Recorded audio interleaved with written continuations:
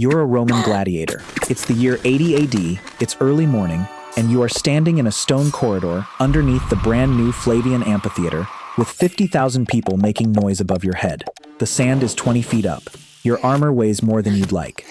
And in a few minutes, you're going to walk out there and fight a man you know personally, because you train with him every day, you eat at the same table as him, and he knows exactly which shoulder you drop when you're tired.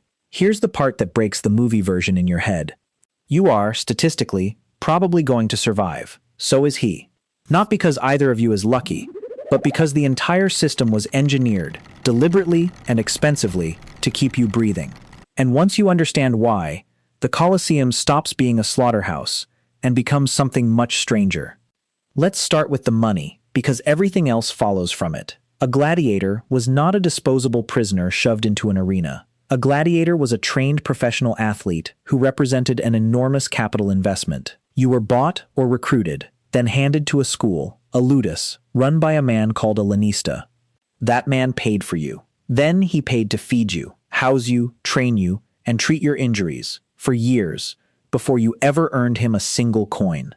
Roman law and surviving contracts tell us that when a gladiator was rented out for games, the organizer paid a fee. If the gladiator died, the organizer had to compensate the owner at a dramatically higher rate, sometimes many times the rental price. Killing your fighter was like renting a car and setting it on fire. The paperwork alone would ruin your afternoon, and the bill would ruin your year. So the incentives were pointed, hard, in one direction. Keep him alive, and that shaped literally everything about how the fights worked. Gladiator combat was not a brawl. It was a regulated sport with rules, categories, and officials. There was a referee in the arena with you, called the summa rudis, usually a retired gladiator himself, carrying a long staff. He could stop the fight, he could separate you, he could pause the whole thing for a rest break, for a weapons adjustment, for a ruling. There are surviving mosaics and reliefs showing these officials mid-combat, staff extended, physically intervening between two armed men. It looks less like a massacre and more like a boxing referee breaking a clinch, which is essentially what it was. Then there's the matchmaking, which is the detail that most people never hear. Gladiators fought in fixed types, each with a distinct set of equipment and a distinct set of weaknesses. The Murmillo had a big shield, a short sword, and a heavy helmet. The Thraix had a small square shield and a curved blade. The Retiarius had almost no armor at all, just a net, a trident, and a shoulder guard, and he was fast. These weren't costumes, they were engineered matchups. A heavily armored fighter with a big shield was slow but hard to hurt. A lightly armored fighter was quick but fragile. The pairings were built so that neither man had a decisive advantage, which meant the fight lasted, the crowd got a show, and crucially, nobody got instantly destroyed. That's not mercy. That's product design. A one-sided fight is boring, and a boring fight doesn't sell tickets to the next one. Now look at what you were actually wearing, because the armor tells the same story. Movie gladiators wear a lot of chest plate and very little on the arms and legs. Real gladiators were almost the exact opposite. Your torso was frequently bare. Your limbs were wrapped, padded, and plated. The manica, a thick sleeve of layered fabric or metal scales, covered your sword arm. Greaves protected your shins, and the helmets, which survived from Pompeii in remarkable condition, were massive.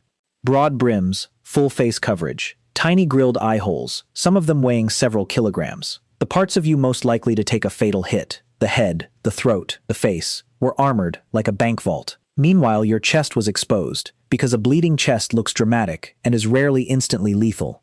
The armor was built to produce spectacle while preventing death. Read that again, because it is one of the most quietly cynical pieces of engineering in the ancient world. Then there's the food, and this is where the myth of the lean, chiseled warrior falls apart entirely.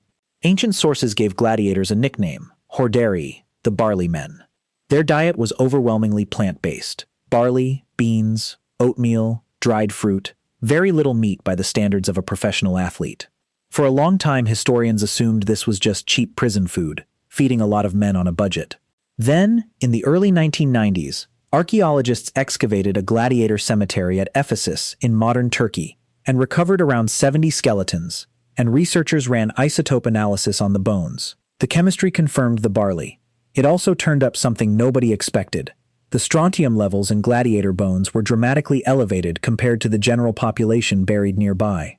That points strongly to a calcium supplement, and it lines up with a passage in Pliny the Elder describing a drink made from plant ash mixed with vinegar, consumed specifically by fighters to strengthen the body after a blow. So gladiators were drinking a calcium supplement. 2,000 years ago, deliberately, and the barley diet suddenly makes sense too, because a high-carbohydrate, plant-heavy diet builds a layer of subcutaneous fat over the muscle. Why would a fighter want fat? Because fat is armor. A layer of it over your abdomen absorbs slashing cuts, protects nerves and blood vessels underneath, and lets you bleed impressively without bleeding fatally. The crowd sees blood, you go home. That was not an accident. That was a nutritional strategy, worked out empirically over generations, and confirmed by chemical analysis of the skeletons of the men who lived it.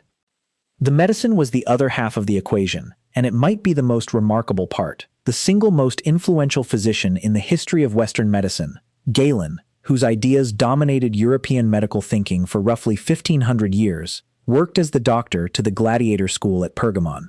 He took the job in his late 20s, around 1507 AD, and he held it for several years. In his own writings, he claims that under his predecessor's care, 16 gladiators died, and in his first year, only 5.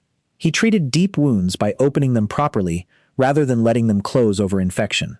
He experimented with dressings soaked in wine, which we now know has genuine antiseptic properties. He was obsessive about diet, rest, and rehabilitation. And because he was constantly looking inside torn-open human bodies, he learned anatomy at a level almost nobody else in the Roman world could access.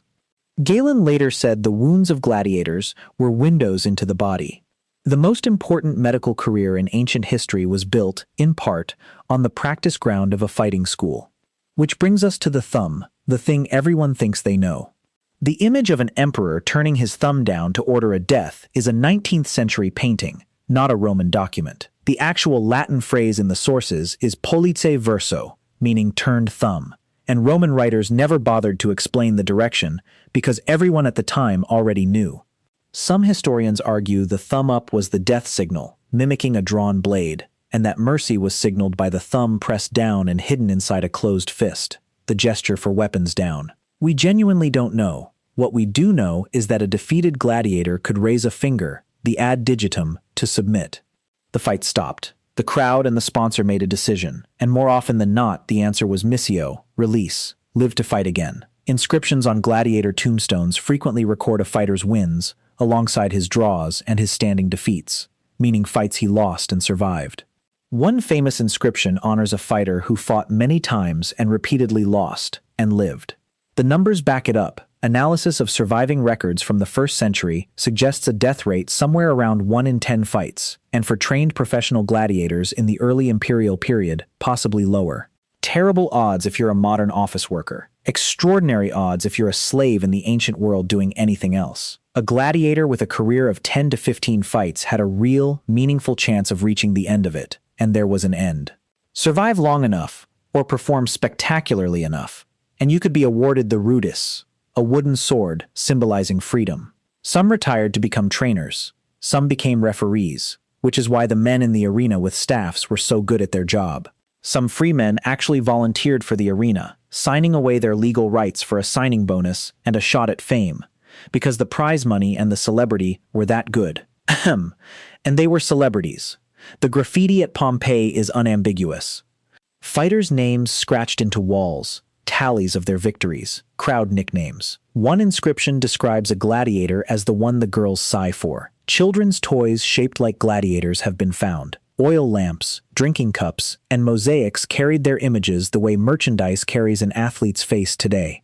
Legally, these men were at the very bottom of Roman society, marked as infames, stripped of civic rights, socially untouchable. And simultaneously, they were the most recognizable faces in the empire. Roman society held both of those facts at once, without apparent difficulty, which tells you something uncomfortable about how any culture treats the people it pays to entertain it. None of this means the Colosseum was gentle. It absolutely was not. The executions at midday, when condemned criminals were killed with no weapons and no chance, were genuinely and intentionally horrific.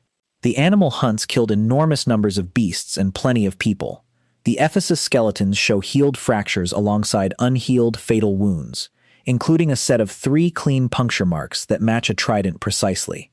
Men died on that sand. Some died badly. But the trained gladiator, the professional in the paired match with the referee and the rules and the doctor waiting in the tunnel, was not a man being fed to a machine. He was the machine's most valuable component. So how did Roman gladiators survive the Colosseum? They survived because they were worth too much to waste. They survived on a barley diet engineered to grow protective fat, on a calcium supplement mixed from ash and vinegar, under helmets built to make death difficult and injury photogenic, in matchups balanced like a modern weight class system, under referees who could stop a fight, treated by physicians who were rewriting the foundations of medicine, using their wounds as textbooks. They survived because Rome had accidentally invented professional sports, complete with contracts, insurance, sponsors, merchandise, and a genuine financial interest in the health of its stars. The crowd came for blood. The system was quietly built to give them just enough of it, and no more. And the men in the tunnel, waiting for the gate to open, knew the odds better than anyone in the stands.